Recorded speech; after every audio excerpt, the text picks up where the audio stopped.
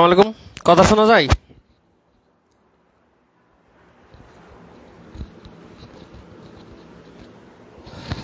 তো আজকে আপনাদের স্থানাঙ্ক জ্যামিতির তৃতীয় অংশ। আজকে আমরা চারটা টাইপ করব। Type 6, type 8, 9, 10। এরপর আর আমাদের আরেকটা ক্লাসে স্থানাঙ্ক জ্যামিতির এই পার্টটা শেষ হবে। তো টাইপ 6 গতদিন স্কিপ করে গিয়েছিলাম, চতুর্ভুজের ক্ষেত্রফল নির্ণয়। এটা হচ্ছে বাহুর দৈর্ঘ্যের মাধ্যমে। তো বাহুর দৈর্ঘ্যের মাধ্যমে ক্ষেত্রফল নির্ণয় করতে গেলে আপনাদের চতুর্ভুজের স্বাভাবিক বেসিক জানতে হবে। সেটা হচ্ছে আমরা জানি চারটা চতুর্ভুজ আছে, ঠিক আছে? এটা হচ্ছে আয়ত, যার ক্ষেত্রফল হচ্ছে দৈর্ঘ্য ইন্টু প্রস্থ। ওকে, আপনি ধরেন যদি এই দৈর্ঘ্য এবং এই প্রস্থ বের করতে পারেন, আপনি গুণ দিলে ক্ষেত্রফল। এটা হচ্ছে আয়তক্ষেত্র। যদি সেটা বর্গক্ষেত্র হয়, মানে চার বাহু সমান, তাহলে ধরেন বাহু স্কয়ার। মানে আপনার এই একটা বিন্দু থাকলে আপনি দূরত্ব বের করবেন, বাহু বেরোবে, এটাকে বর্গ করলে ক্ষেত্রফল বেরোবে। এটা কিসের? এটা হচ্ছে যদি বর্গ হয়, আর এটা কি আয়ত। দেন যদি রম্বস হয়, মানে চার বাহু সমান কিন্তু কোনাগুনি থাকবে, মানে একটু চাপানো থাকবে, মানে কোণগুলো 90 ডিগ্রি না, সেক্ষেত্রে এটা একটা কর্ণ, এটা একটা কর্ণ। আমাদের কিন্তু চারটা পয়েন্ট দেওয়া থাকবে সবসময়, দিয়ে বলবে ক্ষেত্রফল কত। তখন রম্বসের ক্ষেত্রফলের সূত্র কি? হাফ ইন্টু, ধরেন নাম যদি হয় এ বি সি ডি, রম্বসের ক্ষেত্রফল হচ্ছে half into AC into BD, মানে যেটাকে বলে হাফ ইন্টু কর্ণদের গুণফল। অ্যান্ড আরেকটা আছে সামান্তরিক, ধরেন এটা সামান্তরিক, এটার ক্ষেত্রফল হচ্ছে ধরেন এ বি সি ডি, আর এই উচ্চতা যদি হয় ধরেন ই, তাহলে এটার ক্ষেত্রফল হচ্ছে এ বি ইন্টু ডিই, যেটাকে বলে ভূমি ইন্টু উচ্চতা। তো এই ক্ষেত্রফলটা আপনাদের পরীক্ষায় আসবে না। এই বাহুর দৈর্ঘ্যের মাধ্যমে যদি বলা হয় তাহলে এটা আসবে না, আপনাদের বাকি তিনটা আসতে পারে আর কি, যদি হয়। তাহলে আপনার মেন কথা হচ্ছে পরীক্ষায় চারটা পয়েন্ট দেওয়া থাকলে আমরা তো দূরত্ব সূত্র দিয়ে বাহু বের করতে পারি। তাহলে আপনাকে যদি বলে আয়তক্ষেত্র, তাহলে আমরা দুইটা বাহু বের করতে হবে, দৈর্ঘ্য প্রস্থ। যদি বলে বর্গক্ষেত্র, তাহলে একটা বাহু বের করলেই চলবে। আর যদি বলে রম্বস, তাহলে কিন্তু বাহু বের করলে হবে না, কর্ণ বের করতে হবে, কারণ হাফ ইন্টু কর্ণদের গুণফল। আর সামান্তরিক ভূমি ইন্টু উচ্চতা, তো ভূমি বের করা যায়, উচ্চতাটা বের করা যায় না। দ্যাটস ওয়াই এটা আপনাদের পরীক্ষায় আসার উপযোগী না এই ক্ষেত্রে। তো এই হচ্ছে আমাদের আজকের অঙ্কের টাইপ 6 এর বেসিক। তো যদি বুঝে থাকেন লেখেন বিসি, মানে বেসিক ক্লিয়ার। কমেন্ট করেন বেসিক ক্লিয়ার, এরপরে ম্যাথ করাচ্ছি। কমেন্ট করেন বেসিক ক্লিয়ার, কমেন্ট করেন।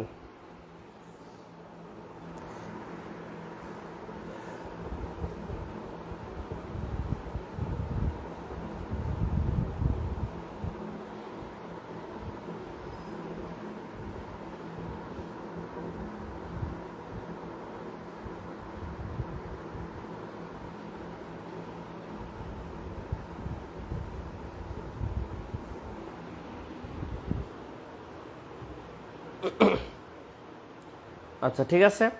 তাহলে এখন চলেন প্রথমে 1 নম্বর ম্যাথ করি, টাইপ 6 এর 1।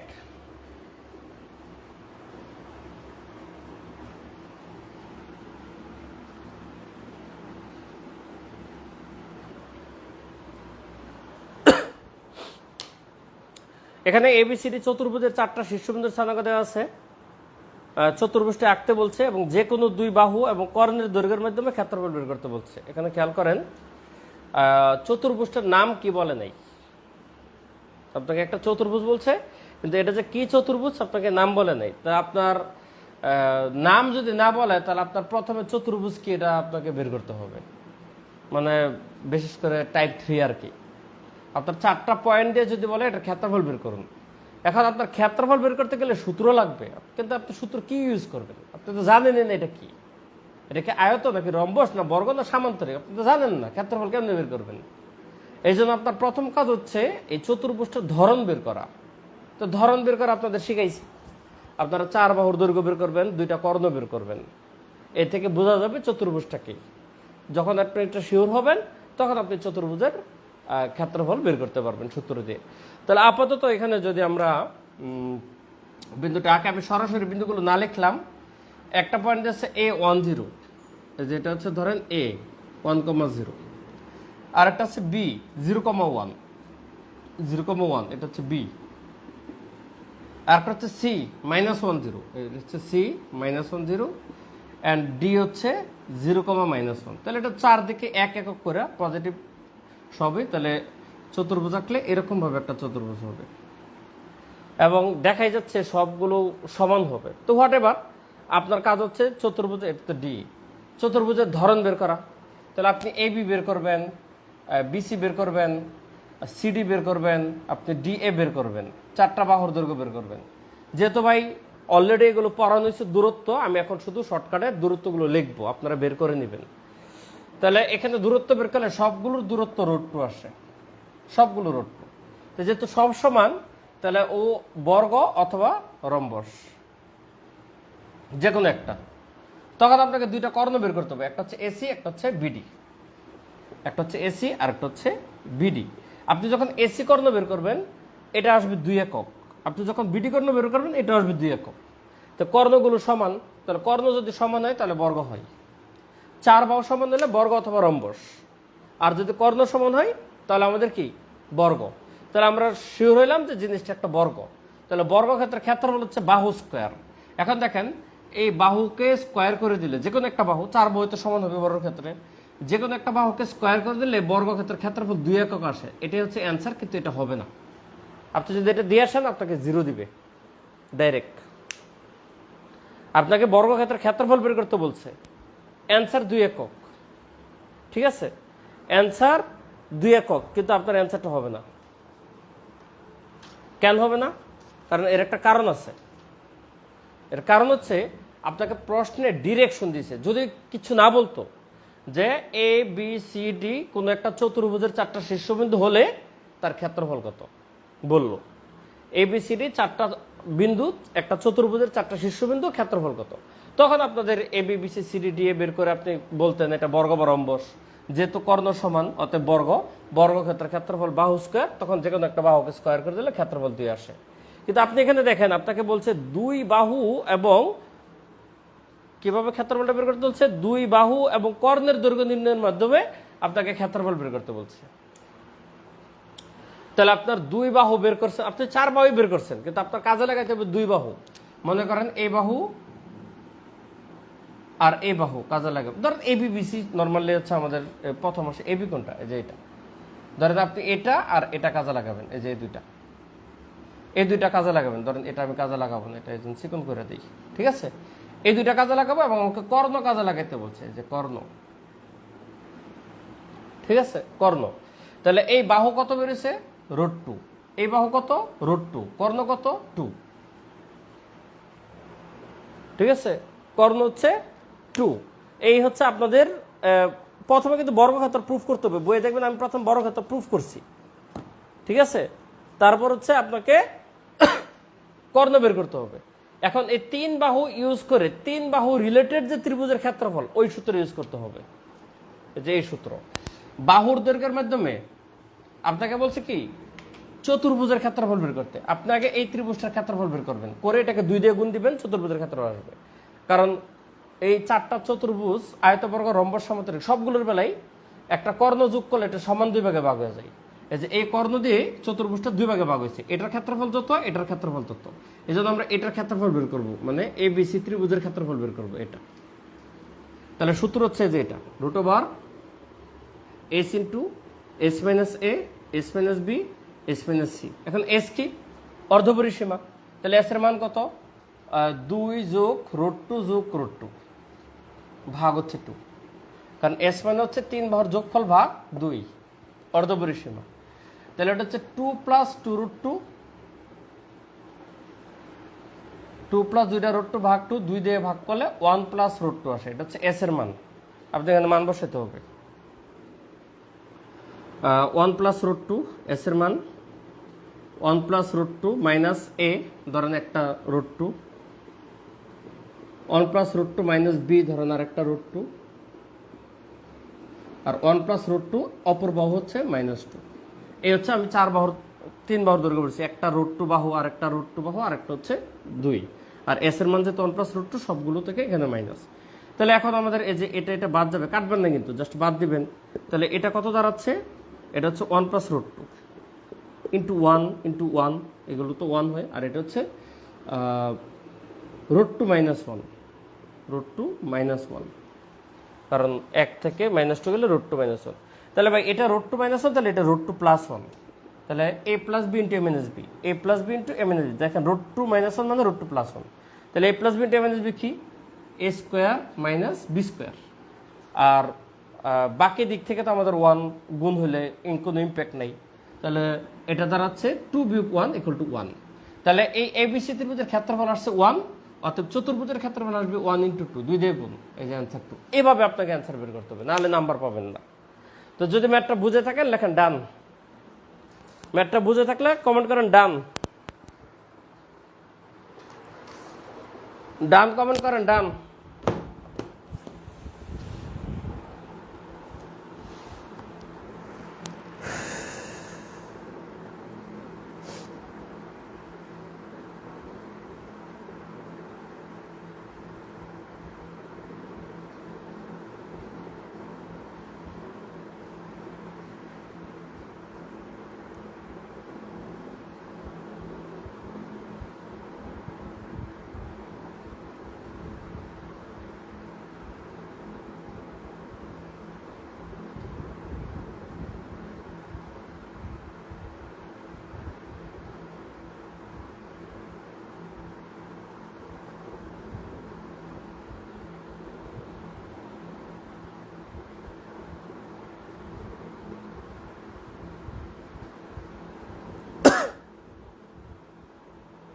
ওকে, তাহলে এখন আসেন 3 নম্বর ম্যাথটা করব। এটা আবার 43 রিটেনে আসছে, সরাসরি বোর্ড বই থেকে আসছে, ঠিক আছে, বোর্ড বইয়ের কোয়েশ্চেনই, কিন্তু 43 রিটেনে আসছে। তো দেখেন 3 নম্বর কোয়েশ্চেন এই টাইপেরই।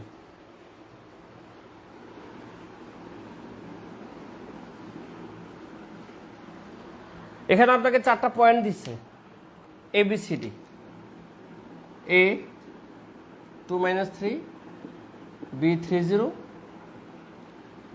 C 01, D -1 - 2। তাহলে প্রথমে বলছে আপনাকে প্রমাণ করতে যে ABCD একটা রম্বস। তাই দেখেন একটা জিনিস, বিন্দুগুলো বসান। 2 - 3, 1 2 1 2 3, এখানে 30 30, এখানে 0 1, এখানে -1 - 2 -1 - 2, এখানে এ হচ্ছে A, এ হচ্ছে B, এ হচ্ছে C, আর এ হচ্ছে D। জয়েন করলে এই যে দেখেন রম্বসের মতোই হচ্ছে। ভালো কথা, পয়েন্টগুলো আপনি নাম দিতে পারেন, অবশ্যই দিবেন। এখানে B 30, C 01, অ্যান্ড D হচ্ছে -1 - 2। আশা করি চিত্র আঁকা বুঝছেন। এখন আপনার যথারীতি 4 বার দৈর্ঘ্য বের করতে হবে, AB BC CD and DA।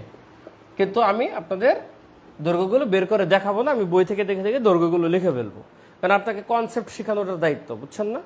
আপনি যখন দৈর্ঘ্য বের করবেন সবগুলো দৈর্ঘ্য রোড টেন আসে। ওকে, এখন একটা জিনিস দেখেন, একটা মজার জিনিস, সেটা হচ্ছে আপনারা অনেকে হয়তো জানেন না, কিন্তু এটা আপনাকে জানতে হবে। দেখেন ভাই, দুই বাহু যদি সমান এবং সমান্তরাল হয়, এই যে এরকম ভাবে, তখন তার নাম কি বলতে পারবেন? আমরা সারা জীবন শিখে আসছি এটার নাম আয়ত, এটার নাম সামান্তরিক, কিন্তু ভুল, এই দুইটাই সামান্তরিক, ঠিক আছে? দুইটার নামই সামান্তরিক, এটাও সামান্তরিক, এটাও সামান্তরিক। কিন্তু যে সামান্তরিকের কোণগুলো সমকোণ তাকে আলাদাভাবে আয়ত বলা হয়। এই জন্য দুইটার মধ্যে সিগনিফিকেন্স ক্রিয়েট হয়ে যায়, বুঝছেন না? মানে প্রত্যেক আয়তক্ষেত্রে সামান্তরিক, কিন্তু সব সামান্তরিক আয়তক্ষেত্র না। মনে রাখবেন, প্রত্যেক আয়তক্ষেত্রে সামান্তরিক, কিন্তু সকল সামান্তরিক আয়তক্ষেত্র না। চতুর্ভুজের দুই বাহু বিপরীত বাহুগুলো সমান্তরাল হলে তাকে বলা হয় সামান্তরিক। যদি কোণগুলো সমকোণ হয় তখন ওই সামান্তরিককে নামে ডাকা হয় আয়তক্ষেত্র। একইভাবে কোন চতুর্ভুজের, এই যে ধরেন এখানে 4 বাহু সমান, এই ধরেন এখানেও 4 বাহু সমান, যে চতুর্ভুজের 4 বাহু সমান, আমরা শিখছি এটা বর্গ, এটা রম্বস, ভুল। যে চতুর্ভুজের 4 বাহু সমান ওদেরকে বলা হয় রম্বস, ওদেরকে বলা হয় রম্বস মানে 4 বাহু সমান হলে তারে বলা হবে রম্বস, যেমন বর্গ এক প্রকার রম্বস। কিন্তু যে রম্বসের কোণগুলো সমকোণ তাকে আলাদাভাবে বর্গ ডাকা হয়। মানে সকল বর্গই রম্বস, কিন্তু সব রম্বস বর্গ না, বুঝছেন? 4 বাহু সমান হলে তারা বলে রম্বস, আর 2 বাহু সমান সমান্তরাল হলে বলা হয় তারা সামান্তরিক। সেক্ষেত্রে কোণগুলো 90 ডিগ্রি হলে সামান্তরিককে বলা হয় আয়ত, আর কোণগুলো 90 ডিগ্রি হলে এই রম্বসকে বলা হয় বর্গ। এটা হচ্ছে আমাদের জ্যামিতির বেসিক, বুঝছেন? তাহলে এই জন্য আপনার 4 বাহু সমান যেহেতু হয়েছে, সুতরাং we can call it as a rhombus. আপনাকে যেহেতু কতে বলছে যে প্রমাণ করুন যে এটা একটা রম্বস, তার মানে 4 বাহু সমান হলে আপনি তাকে রম্বস বলে ফেলবেন। খতে বলছে এটা বর্গ কিনা তাহলে যাচাই করুন। খতে কি বলছে? এসি ও বিডি নির্ণয় করতে, মানে দুইটা কর্ণ নির্ণয় করতে, যে এসি এবং বিডি দুইটা কর্ণ নির্ণয় করতে আপনি এসি কর্ণ বের করবেন, বিডি কর্ণ বের করবেন। What is the diagonal? Diagonal হচ্ছে √20 করে আসে, এটাও √20, এটাও √20। যেহেতু কর্ণগুলো সমান, সুতরাং আমরা বলতে পারি এটা একটা বর্গ, বুঝছেন? 4 বাহু সমান প্রাথমিকভাবে we can call it as rhombus. Then যখন কর্ণগুলো সমান হবে তখন আমরা এটাকে ডিক্লেয়ার দিতে পারবো, হ্যাঁ this rhombus is can be called as square, মানে এটা এখন একটা বর্গ। তাহলে হচ্ছে আমাদের ক খ গেল। যদিও খ নম্বরটা 43 রিটেনে আসে নাই, 43 আসছে ক আর গ, ঠিক আছে? তো গ নাম্বারটা তো এত জটিল কিছু না, দেখেন আমরা পড়ি। গ বলছে ত্রিভুজ ক্ষেত্রের মাধ্যমে চতুর্ভুজের ক্ষেত্রফল বের করুন, বুঝছেন? মানে আপনি ত্রিভুজের মাধ্যমে চতুর্ভুজ বের করতে হবে। এই যে কোনো একটা ত্রিভুজের ক্ষেত্রফল বের করতে হবে। এই ত্রিভুজের ক্ষেত্রফল ধরেন বের করলেন, বা যে কোনো একটা ত্রিভুজ বের করলেন। এখানে 4টা ত্রিভুজ হয়, বুঝছেন? এই যে মেন্টাল এবিলিটিতে আপনারা পড়ছেন, এভাবে একটা ত্রিভুজ, এভাবে একটা ত্রিভুজ, বা এভাবে একটা ত্রিভুজ, বা এভাবে একটা ত্রিভুজ। যেভাবে আঁকেন না কেন একটা কর্ণ 2টা ত্রিভুজে ভাগ করে এবং 2টা ত্রিভুজের ক্ষেত্রফলই সমান হবে। তাহলে আপনার কাজ হচ্ছে যে কোনো একটা ত্রিভুজের ক্ষেত্রফল বের করবেন, তারপর সেটাকে 2 দিয়ে গুণ দিবেন, চতুর্ভুজের ক্ষেত্রফল আসবে। মানে চতুর্ভুজের ক্ষেত্রফল মানে হচ্ছে 2 × ত্রিভুজের ক্ষেত্রফল, যে কোনো চতুর্ভুজ না। আমাদের নামধারী যে 4টা চতুর্ভুজ আছে, আয়ত, বর্গ, রম্বস, সামুদ্রিক, সবগুলোর বেলা কথাটা খাটবে, কিন্তু ট্রাপিজিয়ামও কিন্তু খাটবে না। ট্রাপিজিয়ামের কর্ণ যোগ করলে 2টা সমান হয় না। আয়ত, বর্গ, রম্বস, সামুদ্রিকের কর্ণ যোগ করলে 2টা সমান ত্রিভুজ হয়ে যায়। এজন্য একটার ক্ষেত্রফল বের করলে আরেকটা অটো বলতে পারি, একটা 10 হলে আরেকটা 10, একটা 20 হলে আরেকটা 20। এই জন্য একটা ত্রিভুজ বের করে ক্ষেত্রফল বের করতে পারবো। তাহলে আমাকে এখানে বলছে ত্রিভুজ ক্ষেত্রের ক্ষেত্রফলের মাধ্যমে আমাকে চতুর্ভুজের ক্ষেত্রফল বের করতে। তাহলে আপনি যে কোনো একটা ত্রিভুজ টার্গেট করেন, ধরেন আমি যেটা মার্ক করছি এটা এখন আঁকবো। তাহলে এটা আঁকতে গেলে আমাদের বাহু লাগে কি কি দেখেন তো, বিসি লাগে, সিডি লাগে, আর হচ্ছে বিডি লাগে। তাহলে এই যে আমি বিডি রাখলাম, বিসি লাগে, এই যে বিসি রাখলাম, আর হচ্ছে সিডি লাগে, এই যে সিডি রাখলাম। এই যে এই হচ্ছে আমার 3 বাহু, বুঝছেন? এই হচ্ছে 3 বাহু, বিসি, সিডি আর হচ্ছে বিডি। তাহলে এই ত্রিভুজের ক্ষেত্রফল বের করতে গেলে আমাকে প্রথমে এস বের করতে হবে। এস কি? 3 বাহুর যোগফল, √10 যোগ √10 যোগ √20 ভাগ হচ্ছে 2, বুঝছেন? তাহলে এই এস এর মানটা বের করা লাগবে, বুঝছেন? কেমনে বের করবেন? তাহলে এটা হচ্ছে 2√10 প্লাস √20 কে, দেখেন √20 কে √4 × 5 লেখা যায়। তো √4 × 5 মানে হচ্ছে 2√5, সো এটাকে 2√5 লিখতে পারেন, ভাগ হচ্ছে 2। তখন 2 দিয়ে এই 2 দিয়ে কাটলে এটা হচ্ছে √10 প্লাস √5, √10 প্লাস √5। এটা হচ্ছে আমাদের এস এর ভ্যালু। আপনি বইয়ে দেখবেন সুন্দর করে এগুলো বের করছি। এটা হচ্ছে এস এর ভ্যালু। তো এস যখন পাবেন তারপর আপনার ক্ষেত্রফলের সূত্র কি, এরপরে উপর থেকে লিখি একবারে। ক্ষেত্রফলের সূত্র তো এই যে এটা, S into S minus A, S minus B, S minus C. এখন আপনাকে ক্যালকুলেশনে একটু দক্ষ হইতে হবে, নাহলে জ্বালাতনে পড়বেন।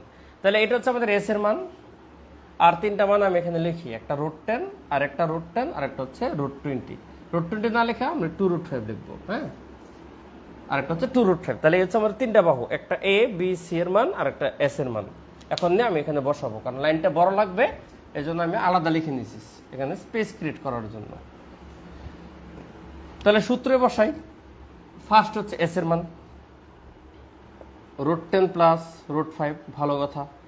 পরে হচ্ছে এই এস মাইনাস এ, কত √10, আবার এস মাইনাস বি, বি কত √10,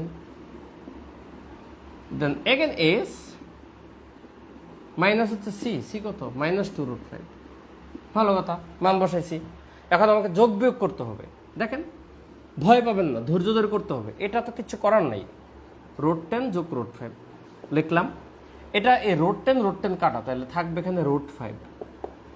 এখানে √10 কাটা থাকবে হচ্ছে √5 ইন্টু এখানে √10 থাকবে, আর √5 থেকে -2√5 গেলে একটা -√5 থাকে। ভালো কথা।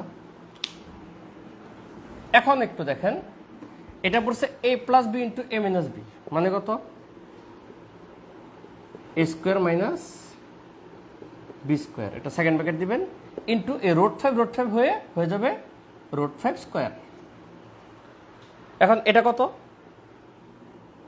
√10² মানে হচ্ছে 10, -√5² হচ্ছে 5, আর এটা √5² হচ্ছে 5। তাহলে আপনি দেখেন আপনার কি দাঁড়াচ্ছে, √10 থেকে 5 গেলে হচ্ছে 5 × 5, তাহলে √25 = হচ্ছে 5। এই হচ্ছে আমাদের ক্ষেত্রফল বেরিয়েছে। কত? একটা ত্রিভুজের ক্ষেত্রফল কিন্তু, অর্থাৎ চতুর্ভুজের ক্ষেত্রফল হবে 2 × 5 = 10। ক্লিয়ার কমেন্ট করবেন, ক্লিয়ার।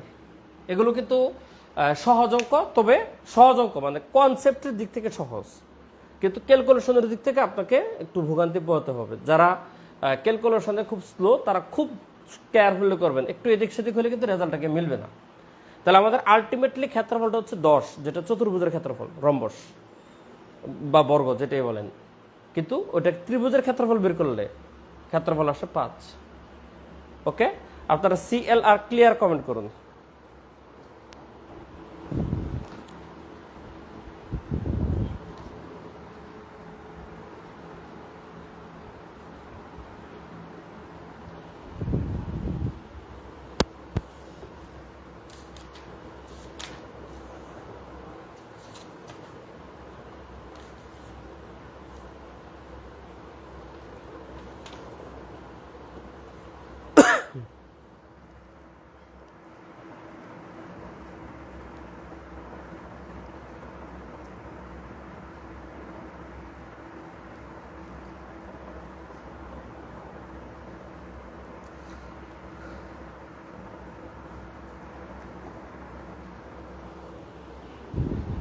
ওকে, ক্লিয়ার লিখেছেন? তাহলে আমাদের এই টাইপটা শেষ। এখানে 3টা অঙ্ক আছে, 2টা করে দিয়েছি, আর একটা নিজেরা করবেন। এটা হচ্ছে টাইপ 6 আমাদের গেল, আর টাইপ 7 তো আমরা গতদিন করছি, দ্যাটস ওয়াই আমরা এখন চলে যাবো টাইপ 8-এ। দেখেন, আপনাদের প্রথমে টাইপগুলো আমরা পড়েছি হচ্ছে ত্রিভুজ, এরপরে টাইপগুলোতে আমরা পড়েছি হচ্ছে চতুর্ভুজ। তাহলে এই ত্রিভুজ আর চতুর্ভুজ মিলে টাইপ 7 পর্যন্ত গেল। টাইপ 8-এর নাম দেখেন, ত্রিভুজ এবং চতুর্ভুজের যৌথ প্রয়োগ সংক্রান্ত সমস্যা, মানে আমরা এতক্ষণ যা শিখলাম তাকে কম্বাইনলি মিক্স করে আমাদের টাইপ 8। তো এখানকার প্রথম 3টা অঙ্ক খুবই সহজ, এটা আপনারা নিজেরাই পারবেন, আমার পড়ানোর কিছু নেই। তো আমি আপনাদের সরাসরি চলে যাব 4 নম্বর ম্যাথে। ঠিক আছে, প্রথম 3টা অঙ্কের নিয়মের অঙ্ক আমি অলরেডি করছি, যদি না করার মতো হতো তাহলে আমি নিজে করে দিতাম, এটা ওইটুকু বিশ্বাস আমাকে করেন। তাহলে আমি চলে যাই অঙ্ক নম্বর 4-এ। খটা একটু আবার বলতাম, আচ্ছা আগের অঙ্কে ভাই, খ নাম্বার করতে গেলে আপনাকে জ্যামিতির কনসেপ্টটা জানতে হবে। 4টা বাহু সমান হলে তার রম্বস বলা হয়, মানে বর্গকে যদি আপনি রম্বস বলেন, আপনারা যারা মূর্খ তারা বলবে বাট এটা বর্গ, এটা তো রম্বস, সরি এটা তো রম্বস, এটা বর্গ। আপনি যদি বলেন দিস ইজ রম্বস, রম্বসের ইংলিশ কিন্তু রম্বসই, আপনি যদি বলেন দিস ইজ রম্বস, যারা হায়ার থটের তারা বলবে ইউর রাইট। ঠিক আছে, দেন 4 বাহু সমান হইলেই রম্বস, কিন্তু 4 বাহু সমান হলে কর্ণগুলো যদি সমান হয় তাহলে ওই রম্বসটার নাম হয়ে যায় বর্গ, আর কর্ণগুলো সমান না হলে তার রম্বসই বলা হয়। সামান্তরিক আর আয়তক্ষেত্র বলছি জোড়া, বিপরীত বাহু সমান সমান্তরাল হলে তার সামান্তরিক বলা হয়, কিন্তু কর্ণগুলো সমান হলে ওই সামান্তরিককে আয়ত বলা হয়। বুঝছেন? এটা হচ্ছে কথা। তাহলে আসেন আমরা একটু পানি খাই।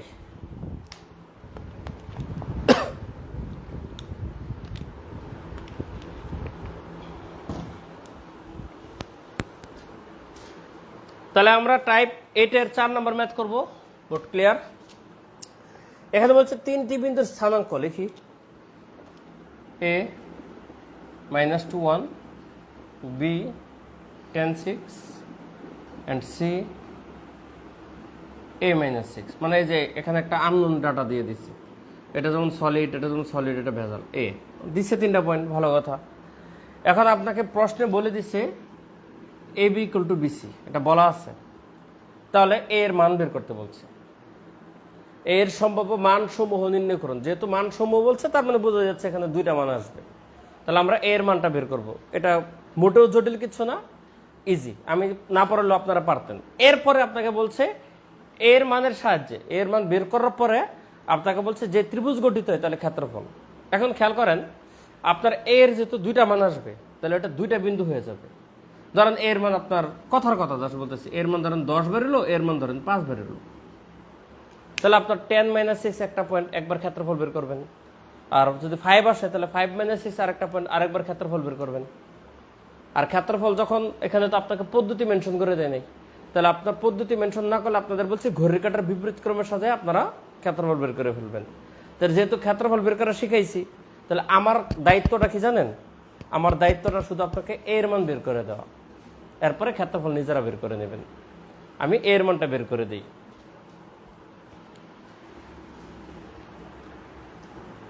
পিথাগোরাসেরটা কি করতে হবে, নাকি শুধু কর্ণ দেখলেই হবে? না, কর্ণ দেখলেই হবে, পিথাগোরাস তো লাগবে না, এই ক্ষেত্রে পিথাগোরাস লাগবে না, এখানে শুধু কর্ণ দেখলেই চলবে। কর্ণ সমান হলে মাস্ট বর্গ হবে। দেখেন এবি কত, এবি হচ্ছে দূরত্ব সূত্র করেন, -2 - 10 whole square plus 1 - 6 whole square, তাহলে এটা হচ্ছে 12 মানে 144, এটা হচ্ছে 5 মানে হচ্ছে 25, তাহলে √169 মানে হচ্ছে 13। এই যে এবির দূরত্ব বের করলাম 13। এরপর হচ্ছে বিসি বের করব। বিসি কত? 10 - a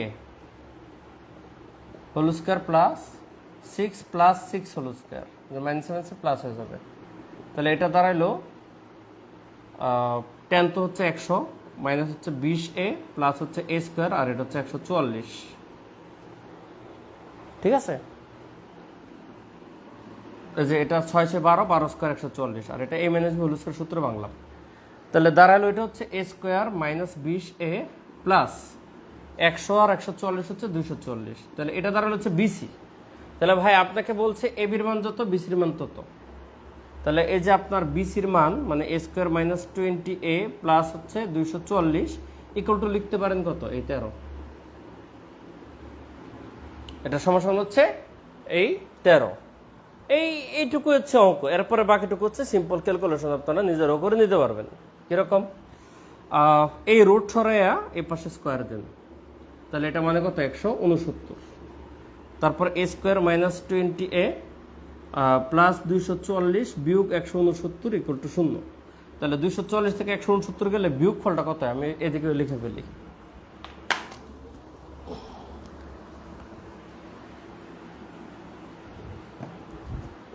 তাহলে a স্কোয়ার মাইনাস 20a, এই যে 240 থেকে 169 গেলে এখানে হচ্ছে 44 থাকে, আর ওই দিক দিয়ে 31 থাকে, 44 এর 31 কত? 75, তাহলে প্লাস 75 থাকে ইকুয়াল টু 0। এখন 75 কে মিডল ফ্যাক্টর করলে 5 15 75, a square minus 15a minus 5a plus 75 equal to 0। a common নিলে a মাইনাস 15 মাইনাস 5 কমন নিলে a মাইনাস 15 ইকুয়াল টু 0, তাহলে a minus 15 into a minus 5 equal to 0। অতএব a এর মান দুইটা আসে, একটা হচ্ছে 5 আর একটা 15, ঠিক আছে? তাহলে আপনাদের a এর মান বেরোলো। By distance and straight line chapter 44 record ক্লাসে আপলোড দিলে খুব ভালো হতো। ভাই 44 রেকর্ড ক্লাসে আপলোডের এই কথাটা বলছে, আপনি তো নিয়মিত ক্লাস করেন আলমগীর ভাই, আপনি কেন কথাটা শুনেন নাই? আমি সালামগঞ্জের মধ্যে প্রথম ক্লাসে বলছি 44 আমি আপলোড দিব না, আবার আমি 45-এর ব্যাচে আপলোড দিব আপনাদের 4টা ক্লাস হওয়ার পরে। ওইটার উপর 2টা ক্লাস আছে আপনাদের, আজকে 3 নম্বর ক্লাস থানাগঞ্জ জমিতির, বৃহস্পতিবারে 4র্থ ক্লাস হবে, তারপর বৃহস্পতিবার রাতে আমি 2টা ক্লাস আপলোড দিয়ে দেবো, তাহলে আপনাদের ডিস্টেন্স এন্ড হবে। আর আপনাকে বলি আলমগীর হোসেন ভাই, আমি ঠিক জানি না আপনি ম্যাথের দক্ষতা কীরকম, আমি শিওর জানি না। আপনি কোনো কোনো কোয়েশ্চেন খুব স্মার্ট করেন, এতে মনে হয় আপনি অনেক ভালো ম্যাথ পারেন, আবার কিছু কিছু কোয়েশ্চেন খুব আনস্মার্ট করেন, এতে মনে হয় আপনি ম্যাথ তেমন বেশি গভীর নলেজ নেই, পারেন বাট ডিপ নলেজ নেই। তো ব্যাপারটা যদি প্রথম ক্ষেত্র হয়, আপনি খুব ভালো পারেন, তাহলে আপনি ডিস্টেন্স এন্ড হাইট করবেন। আর যদি মিডিয়াম হন বা লোয়ার ক্লাস হন, আমি কিন্তু আপনাকে অপমান বা সম্মানিত কোনোটাই করতেছি না, যেহেতু আমি জানি না, আমি জাস্ট সবার ক্ষেত্রে বলতেছি। আপনারা যদি ম্যাথ অনেক দক্ষ হন তাইলে কেবল ডিস্টেন্স এন্ড হাইট করবেন, অর্থাৎ স্থানাঙ্ক জ্যামিতির সেকেন্ড পার্টটা, আর নাহলে শুধু প্রথম পার্টটা করবেন। ভাই আমার কথা ইগনোর কইরা অতীতে বহুত স্টুডেন্ট ধরা গেছে। শুধু বিসিএস সেক্টরে আমি নতুন হইতে পারি, 41 রিটেন থেকে পড়াইতেছি, তাও 4টা বিসিএস হয়ে গেছে, কিন্তু দীর্ঘকাল অ্যাডমিশন টেস্ট করাইছি। অনেক স্টুডেন্টকে আমি বারণ করছি, ছেলের পটেনশিয়াল ছিল ডিউতে টিকার, শুধু আমার এখন বলতে পারো স্যার আপনার কথা ইগনোর করে হয়ে গেছে। হ্যাঁ, সেখানে মাত্র সাবজেক্ট লাগে 4টা, ভাই বিসিএস এর সাবজেক্ট লাগে অনেকগুলো, বাংলাদেশ, আন্তর্জাতিক, বাংলা, বিজ্ঞান, ম্যাথ, মেন্টাল, অনেক কিছু লাগে, কিন্তু বিসিএস এত সাবজেক্ট লাগে না, 4টা সাবজেক্ট সমান। ম্যাথ খুব ভাইটাল সেখানে। কত স্টুডেন্ট দেখছি মোটামুটি ভালো, কিন্তু দেখতাম যে সে এক্সট্রাঅর্ডিনারি হার্ড লেভেলের ম্যাথগুলোর জন্য সে উপযোগী না, এরপরও সে আমার কাছে এসে সমস্যা নিয়ে আসতো। আমি বলতাম ভাই তুই অঙ্কটা করিস না, তুই ওইগুলো করিস না, বাদ দে। এরপরে দেখা গেছে আমার কাছে একদিন যদি আসতো, না করতাম, পরে দেখতাম যে সে আমার ব্যাচে যেগুলো ভালো স্টুডেন্ট ওদের কাছে ঘুরে ঘুরে অঙ্কগুলো করতো, লাস্টে পরীক্ষার আগে আমার কাছে ঘুরতো সাজেশনের জন্য, মানে কম সে মাথা রাখতে পারতেছে না, পরে আমি তার সাজেশন দিতাম না, কারণ আমি খুব জেদি। আলটিমেটলি লাস্টে পরে ডিউতে টিকতো না, অথচ সে গ্যারান্টিড ডিউতে টিকতো অনেকটা, অথচ এর চেয়ে দুর্বল স্টুডেন্ট যারা পরামর্শ শুনছে টিকে গেছে। সো এই পড়াশোনার ব্যাপারে লোভ সামলানোটা খুব বড় মানে ইফেক্ট, আপনাকে লোভ সামলাতে হবে, অ্যাকর্ডিং টু এর কোয়ালিটি আপনাকে টার্গেট করতে হবে, তাহলে আপনার সফলতা আসবে, আপনি অ্যাডমিনও পাবেন, পুলিশও পাবেন। আপনার তো ভাই পুলিশে ফার্স্ট হওয়ার দরকার নেই, আপনার কি 650 মার্ক লাগবে ক্যাডার পেতে গেলে, ফার্স্ট হওয়া লাগবে 600 পান, ভাইভাতে 100 পান, দুই ধরেন ছুটতে গেল, আপনি খুব কঠিন অঙ্কগুলো করলেন না, বড় জোরে একটা অঙ্ক অ্যান্সার করতে পারবেন না, আপনার কি সব কঠিন আসবে পরীক্ষায়? সব তো কঠিন আসবে না, অঙ্ক আসবে ইজি এবং মিডিয়াম লেভেল, মোটামুটি 45 মার্কের, আর 15 মার্কের আসে হার্ড লেভেলের। এখন হার্ড লেভেল আপনার তো 60 অ্যান্সার করতে হয় না, আপনার 60 মার্কের মধ্যে বলতেছি আপনার ইজি লেভেল আসে 20, মিডিয়াম লেভেল আসে 25। আপনারা কোয়েশ্চেন অ্যানালাইসিস করেন ভাই, আপনাদের কোয়েশ্চেন ইজি লেভেলের কোয়েশ্চেন আসে 20 মার্কের, মিডিয়াম লেভেলের কোয়েশ্চেন আসে 25 মার্কের, হার্ড লেভেলের কোয়েশ্চেন আসে 15 মার্কের, এই 60 মার্কের কোয়েশ্চেন হয়। এখন আপনারা যারা মিডিয়াম লেভেল বা নর্মাল লেভেল আছেন তারা এই 45 টার্গেট করেন, দিয়ে আসেন। আপনি যদি হার্ড লেভেলের অঙ্কগুলো বাদ দেন, আপনার একটা অঙ্ক ছুটবে, আপনার তো 60 অ্যান্সার করতে হবে না, করতে হবে 50, একটা ছুটুক, 45 থেকে 45 পান, মেন্টালে 45 পান, আপনার 90 মার্ক আসবে, অত স্মার্ট মার্ক। কিন্তু ওই 5 মার্ক অ্যান্সার করতে গিয়ে আপনাকে যে ইফোর্টটা দিতে হবে, এই ইফোর্টের ইম্প্যাক্ট আপনি খাইবেন বাস, আলটিমেটলি দিন শেষে লাস্টে নাম্বার কমে আসবে, আরও পজিটিভ হবে না, কমে আসবে। আমি এই কথাটা সবাইকে বলতেছি, এই জন্য আপনারা, আমি যখন কোনো অধ্যায় একটা স্পেশাল ক্যাটাগরির জন্য বলে দিই, বা কোনো ম্যাথকে কোনো টাইপকে স্পেশাল ক্যাটাগরির জন্য বলে দিই, সো তারা ব্যতীত বাকিরা ওইগুলো ধরবেন না। ঠিক same, distance and height is not for all student, it's for only special student, basically science ব্যাকগ্রাউন্ডে স্ট্রংলি ম্যাথ পারতো তাদের জন্য।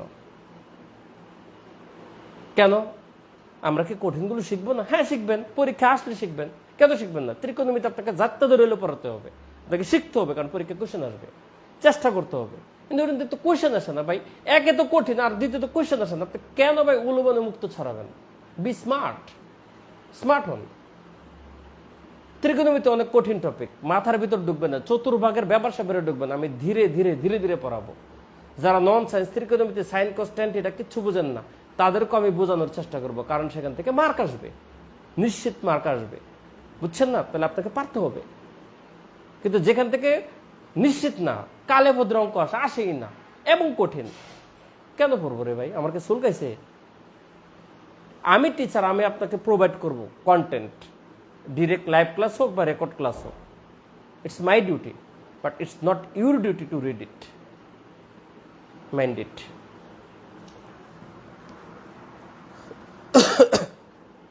ও আচ্ছা, আপনাদের জ্যামিতির সাজেশনটা আমি এই সপ্তাহের লাস্টে দিয়ে দিব, যেন আগে থেকে আপনারা জ্যামিতির প্রিপারেশনটা নিতে পারেন। আমি জ্যামিতির একটা সাজেশন আপনাদের এই সপ্তাহের শেষে গ্রুপে আপলোড করে দিব, বুঝছেন? এবং ওই আলোকে পড়াবো, সমস্যা নেই। আচ্ছা, এখন এ এর মান পেয়ে গেছেন, তার মানে অঙ্ক শেষ। এ এর মান 5 এবং 15 পাইছেন। দেখেন আপনাদের এ বি ছিল কত? এ ছিল -2 1, বি ছিল 10 6, আর সি ছিল এ আর হচ্ছে -6। তাহলে এর মান আপনি এখানে 5 বসাবেন। তাহলে এই তিনটা বিন্দুকে ইউজ করে ত্রিভুজের ক্ষেত্রফল বের করবেন। আবার a -2 1, b tan 6 এবং c 15 - 6, এই তিনটা বিন্দুকে ইউজ করে ত্রিভুজের ক্ষেত্রফল বের করবেন। আপনাদের দুইবার ত্রিভুজের ক্ষেত্রফল বের করতে হবে। এর মান 5 এর জন্য একবার, এর মান 50 এর জন্য একবার। তো যেহেতু আপনাদের ত্রিভুজের ক্ষেত্রফল নির্ণয় শিখাইছি, এগুলো এখন ক্লাসে অঙ্ক করা অযথাই সময় নষ্ট। বাকিটুকু আপনার দায়িত্ব। হ্যাঁ, সাজেশনের সব থিওরেম আলোচনা করব, টেনশনের কিচ্ছু নেই ভাই। আপনাদের অক্টোবরে পরীক্ষা হবে আশা করি, কিন্তু এখনো তো রুটিন দেয় নেই, গতদিন আমি আপনাদের ব্যাচের একজন স্টুডেন্টের একটা মেসেজে খুব হার্ট হয়েছে, সিরিয়াসলি মানে হার্ট হয়েছে বলতে পরে মাঝে মধ্যে ভাবি যে ভাই দুনিয়াতে স্টুডেন্ট কিছু থাকে এরকম, অতীত অভিজ্ঞতা থেকে দেখছি। সে আমাকে সরাসরি একটা মেসেজ করছে। মেসেজের ভাষাটা হচ্ছে যে স্যার আপনি 75টা ক্লাস নেবেন বলছিলেন, 2.5 মাস হয়ে গেছে, ক্লাস হয়েছে 34টা, মানে তখন পর্যন্ত 34টা ক্লাস হয়েছিল, বুঝছেন। তখন আমি তারে বলছি যে ভাই 2.5 মাস হয় নাই, আপনাদের জুনের 14 তারিখে ফার্স্ট ক্লাস হয়েছে, খেয়াল করে দেখেন, জুনের 14 তারিখ ফার্স্ট ক্লাস হয়েছে। সে আমাকে মেসেজ করছিল 20 তারিখ, আজকে তো 22 তারিখ, তাহলে অগাস্টের 20 তারিখ, মানে এখানে 2 মাস 2 মান্থ হচ্ছে 1 উইক হয়েছে। তাহলে ভাই 1 মাসের সপ্তাহ থাকে 4টা, তাহলে 2 মাসের সপ্তাহ হচ্ছে 8টা, আর 1 সপ্তাহ, তাহলে আপনি 9 সপ্তাহ ক্লাস করছেন, প্রতি সপ্তাহে ক্লাসে 4টা, তাহলে 9 সপ্তাহে তো আপনার 36টা ক্লাস হওয়ার কথা। এর মধ্যে আপনার ঈদ গেছে না, তাহলে 9 সপ্তাহে 36টা ক্লাস হওয়ার কথা, আমি 34টা নিয়েছি। ভাই আমি ক্লাসটা কম নিলাম কোথায় বলেন? হ্যাঁ 75টা নেওয়ার কথা, কিন্তু আমি তো 34টা নিয়েছি, আমি তো ক্লাস কম নিয়ে নেই। এখন যদি পরীক্ষার ডেট হয়ে যেত, আমি প্রতিদিন ক্লাস নিয়ে আপনাকে সিলেবাস কভার করব। কিন্তু এখন পরীক্ষা কি অক্টোবর হবে না, নভেম্বর হবে না, ডিসেম্বর হবে, এমন কোনো কাহিনী আছে? এর আগে একবার হয়েছিল, কোন ব্যাচে এমন ডেট একটা সম্ভাব্য দিছিল, তাড়াতাড়ি শেষ করে ফেলছে, পরে লাস্টে পরীক্ষা পিছিয়ে দিছে। তখন তো স্টুডেন্টদের দেখা গেছে তাড়াতাড়ি করতে গেলে একটু ডিস্টার্ব হয়, পড়াশোনার কিছু ছাড়তে হয়। তখন আমার কথা হচ্ছে এখনো ডেট দেয় নাই, তাহলে আমি কেন এক্সট্রা ক্লাস প্রতিদিন ক্লাস নেব? আপনারা ধীরে ধীরে পড়তে থাকেন। এরপরেও যাদের তাড়াতাড়ি পড়ার ইচ্ছা আছে তাদের জন্য আমি কি ভাই কাজ করছি না? আপনাদের সবাইকে 44-এর রেকর্ড দিছি না? সেখান থেকে দেখে নেন, সেখানে তো ক্লাস আছে। আপনি দ্রুত শেষ করতে চাইলে করেন, আমাকে আমার মতো আগাতে দেন। কিন্তু এরপরেও মনে করেন এই মেসেজ একটা কইরা বসে পড়ছে, এখন কি করব? ঠিক আছে, ব্যাপারটা হচ্ছে এরকম যে এই 1200, 1300, 1000 বা 1400 যে টাকায় ভর্তি হয়েছেন, বিভিন্ন সময় তো বিভিন্ন টাকা থাকে কোর্সের ফি। ব্যাপারটা এরকম যে আপনারা আমাকে কিনে ফেলছেন। ঠিক আছে ভাই, আপনারা একদিন রেস্টুরেন্টে খাইতে গেলে 1500 টাকা খরচ হয়ে যায়, গিয়ে দেখেন রেস্টুরেন্টে খাইতে গেলে 1500 টাকা খরচ হয়ে যায়। সেই 1500 টাকা দেয়া বা 1000 টাকা দিয়ে আপনার পুরো একটা কোর্স পেতেছেন। একটু ন্যূনতম রেসপেক্ট করবেন। আমি সবাইকে বলতেছি না, আমি জাস্ট উদ্দেশ্য করে বলতেছি, আমার সার্ভিসে অসন্তুষ্ট কিনা দেখবেন। আমি তো চেষ্টা করতেছি, আমি আপনাদের ব্যস্তে বিভিন্ন অসুস্থতা ব্যস্ততা থাকা সত্ত্বেও আপনাদের ক্লাসগুলো নেই। এরপরও যখন ওই ধরনের মেসেজ আসে খুব খারাপ লাগে, তখন মনে হয় অনেক প্রফেশনাল হয়ে যেতে। কেন আমি 44-এর রেকর্ডটা দিছি? এটা কি আমার দায়িত্ব ছিল? কিন্তু আমি তো আপনাদের ভালোর জন্য দিছি। ঠিক আছে, ওকে। তাহলে এটা যদি বুঝেন তাহলে ভাই সত্য কথা আপনারা পরের অঙ্কটা বুঝে যাবেন, 5 নম্বর। আর একান্তই না বুঝলে সলভ ক্লাসে, মানে এই টাইপটার নাম হচ্ছে ত্রিভুজার চতুর্ভুজার জাস্ট কম্বিনেশন। মানে আপনি হচ্ছে আম খাইতে পারেন, আপনি কাঁঠাল খাইতে পারেন, দুইটা ভিন্ন জাতীয় ফল। ঠিক আছে, আপনাকে একটা প্লেটে আম দিলে আপনি আম খাইতে পারেন, আর একটা প্লেটে কাঁঠাল দিলে আপনি কাঁঠালও খেতে পারেন। এখন আপনাকে একসাথে মিক্স করে ধরেন কাঁঠাল আর আম একটা প্লেটে মিক্স করে দিছে, আপনি আপনার মতো করে খাইতে পারবেন না? আপনার প্লেটে তো দুইটাই হজম হয়, আম কাঁঠাল, ব্যাপারটা ওই রকম, আর কিচ্ছু না। এখানে নতুন কোনো কনসেপ্ট নেই। তো কনসেপ্ট হচ্ছে এখন যেটা পড়বো টাইপ 9-এ নতুন একটা কনসেপ্ট। তো চলেন এখন টাইপ 9 দেখি। নিউ কনসেপ্ট, ঢাল।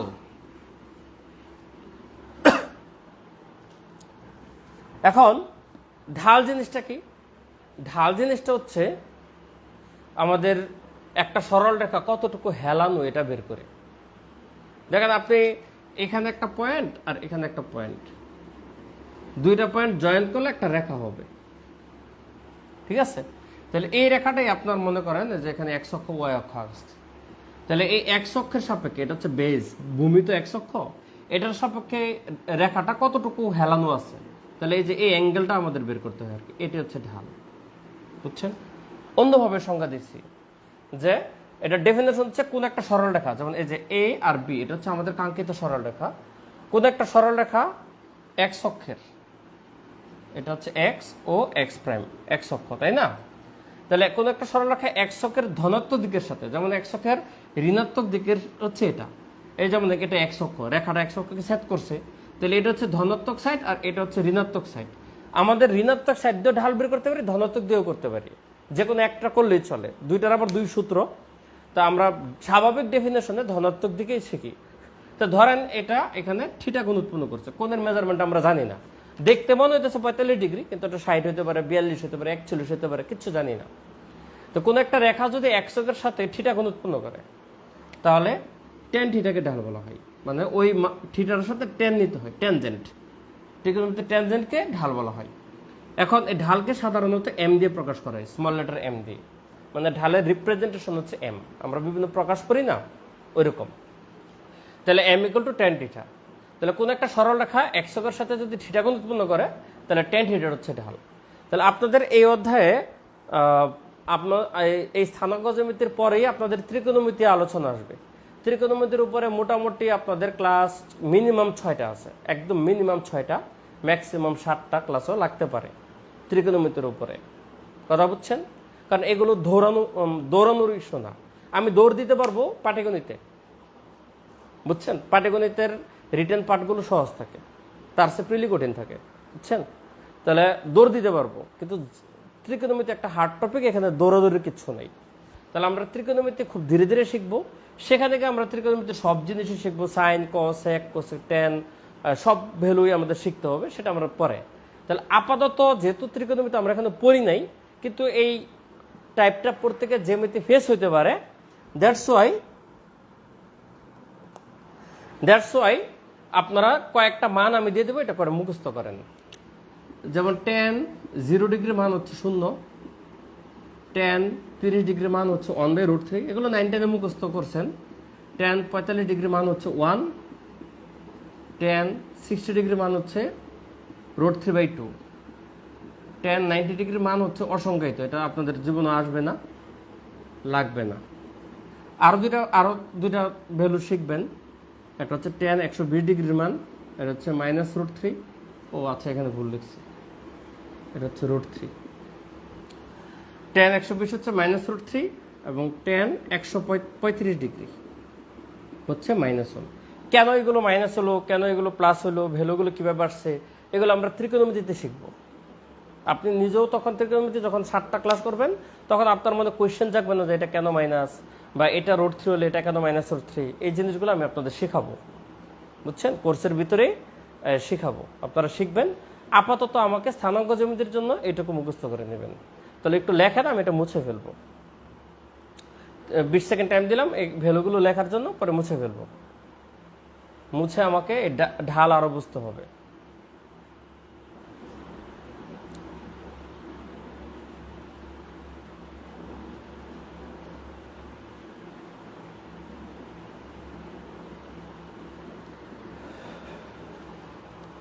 তো ওকে, আশা করি লেখা হয়ে গেছে।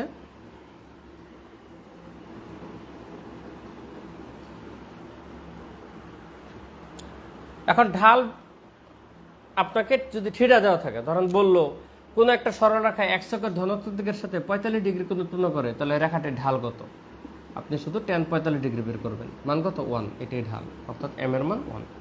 তাহলে অ্যাঙ্গেল থাকলে ঢাল বের করতে পারি। আর আরেকটা নিয়ম আছে, ধরেন এই যে এই পয়েন্টটা, এটা মনে করেন যে -3 2, এখানে তো আর -3 2 হবে না, এখানে থার্ড কোয়ার্টারে তো -3 -2, ধরেন -3 -2 অরিজিনালি দিলাম, আর এটা ধরেন আপনার 5 3 হইল, দুইটা পয়েন্ট আমি আন্দাজে লিখলাম। এখন এই দুইটা রেখা জয়েন করলে কিভাবে ঢাল বের হয়, আমাদের পয়েন্টার জেনারেল রিপ্রেজেন্টেশন যদি x1 y1 ধরেন আর একটা যদি x2 y2 ধরেন, তাহলে ঢালের একটা সূত্র আছে m ইকুয়াল টু